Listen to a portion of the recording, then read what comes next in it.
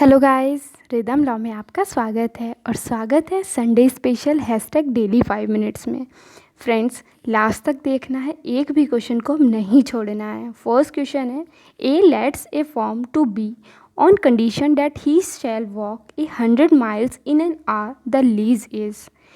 Option A शून्य होगा, second वैध होगा, सी शून्य करणीय होगा, फोर्थ है क्या की इच्छा पर निर्भर होगा। गाइस, ये पट्टा शून्य होगा, लीज वॉइड होगी।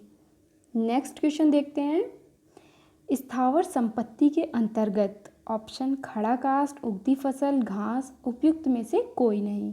Immovable property does not includes standing timber, growing crops और ग्रास। तो गाइस का करेक्ट आंसर क्या होगा? Fourth, none of the above. Next question देखते हैं, liability of agent signing is provided in which section of Negotiable Instrument Act 1881? Section 26, Section 27, Section 28, Section 29। किस धारा में हस्ताक्षर करने वाले अभिकर्ता का दायित्व बताया गया है? तो गाइज इसका करेक्ट आंसर है सी, थर्ड, सेक्शन 28 में बताया गया है। नेक्स्ट क्वेश्चन देखते हैं, निम्नलिखित में से कौन सा राज्यपाल के कार्यकाल के संबंध में लागू नहीं होता है? देखना है कौन सा लागू नहीं होता है। फर्स्ट, राज्यपाल राष्ट्रपति के प्रसाद पर्यंत अपना पद धारण करेगा। सही है गाइज ये। सेकंड, राज्यपाल के पद के लिए न्यूनतम आयु 32 वर्ष हो। गाइज ये गलत है, 35 ईयर्स एज दी गई है। सी क्या है? स्वयं हस्तलिखित हस्ताक्षरित त्यागपत्र राष्ट्रपति को देकर राज्यपाल त्यागपत्र दे सकता है। ये भी सही है गाइज। फोर्थ है, राज्यपाल का कार्यकाल 5 वर्ष का होगा। तो गाइज इसका करेक्ट आंसर होगा सेकंड, मिनिमम एज 32। गलत है, ये 35 ईयर्स है। फ्रेंड्स, अगर आप हमारे चैनल पर न्यू हैं तो subscribe the channel and press the bell icon also. Next question है गाइज, डेयरी बनाम पीक 1889 वाद संबंधित है। डेयरी वर्सेस पीक का केस डॉक्ट्रिन ऑफ फ्रस्ट्रेशन से, फ्रॉड से, कॉन्टिजेंट कॉन्ट्रैक्ट या मिस्टेक ऑफ लॉ। गाइज इसका करेक्ट आंसर होगा सेकंड, फ्रॉड से। इसमें डेफिनेशन बताई गई है डेयरी वर्सेस पीक के केस में। गाइज ये वेरी वेरी इंपॉर्टेंट है, ये केस याद रखिएगा। नेक्स्ट क्वेश्चन देखते हैं हम, which of the following statement is wrong? कौन सा गलत है? If a person forcibly resists the endeavor to arrest him, the police officer may first use all the means necessary to effect the arrest।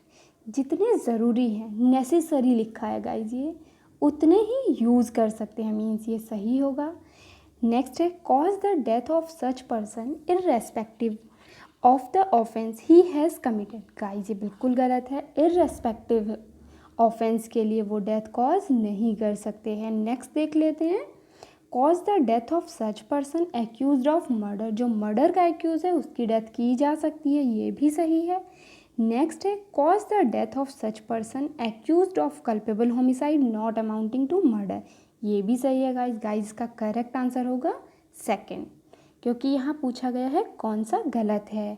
Next question देखते हैं हम, निम्नलिखित में से दंड प्रक्रिया संहिता का कौन सा उपबंध अपील से संबंधित नहीं है? कौन सा सेक्शन अपील का प्रोविज़न से रिलेटेड नहीं है? सेक्शन 86, 449, 450, 454। गाइज इसका करेक्ट आंसर होगा 450, क्योंकि 86 में अपील का बताया गया है रिस्टोरेशन ऑफ अटैच्ड प्रॉपर्टी का। 449 में भी है ऑर्डर के लिए, जो 446 में ऑर्डर होते हैं उनके अपील 449 में होती है, और 454 में होता है कि जो 452 और 453 के ऑर्डर के अगेंस्ट अपील होनी है वो 454 में होती है। तो करेक्ट आंसर होगा सेक्शन 450। नेक्स्ट क्वेश्चन देखते हैं फ्रेंड, निम्न मामले में न्यायालय कमीशन जारी नहीं कर सकता है? किसी व्यक्ति की परीक्षा के लिए, लेखाओं का परीक्षण करने के लिए, थर्ड विभाजन करने के लिए, डिक्री के निष्पादन के लिए। फ्रेंड्स, ये कमीशन सीपीसी के सेक्शन 75 में है और ऑर्डर है 26, ऑर्डर 26 और सेक्शन 75। गाइज यहाँ पर डिक्री के निष्पादन के लिए कमीशन जारी नहीं होता है। नेक्स्ट क्वेश्चन देखते हैं हम, कै जो खे के लिए न्यासी है।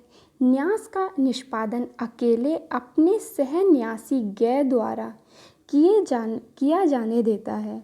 गैर न्यास संपत्ति का दुरुपयोजन करता है, वो मिस अप्लाई कर लेता है ट्रस्ट की प्रॉपर्टी को।